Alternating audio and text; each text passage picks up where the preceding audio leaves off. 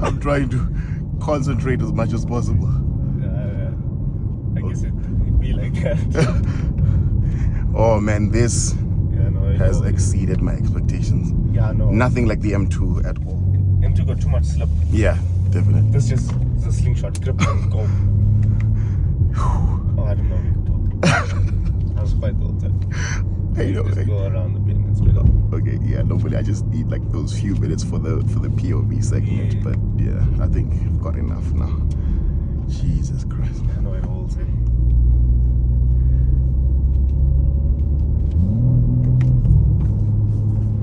Let me just try to mute everything down as we go back. This is...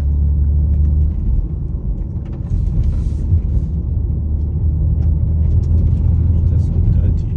I know.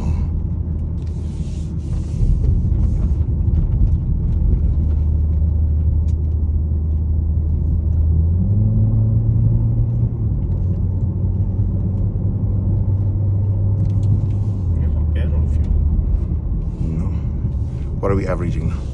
We were at 240, I think, when we left the dealership. Oh, 240, okay. 211. 211, okay, yeah.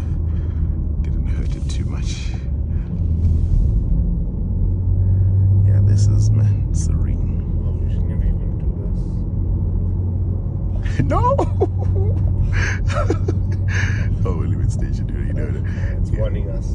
Are you sure you want to put me in No, trouble? no. I don't have 2 million lying around to reimburse. Yeah, this car is fun. Yeah. The adrenaline. Sheesh. It's out Like when I of this first world. drove this car, Yeah. my hands were shaking. Like, that's why I was dead quiet. Yeah, like I'm just trying to take it all in. I mean, I drove the RS3. That was pretty fast, but this is just no, this is takes it up another this is a 2 notches. yeah, different ball game. I can comfortably say that the M3 is too damn fast for public use in its most hardcore setting. You just bury your foot on the accelerator for 2 seconds at a time and you're already above the urban speed limit of 60 kilometers per hour. It just wants to violently surge forward and doesn't stop pulling until red line.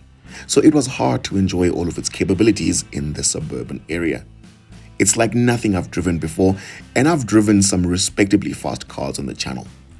The Audi RS3 is honestly supercar fast, but the M3 takes that insane acceleration one step further. The S58 engine will go down in history as one of the greatest engines of all time. It doesn't sound the best, but it's one hell of a weapon. And to get all of that usable performance out of a 4-door sedan with a large boot, with usable rear seats and Apple CarPlay and Android Auto is mind-boggling.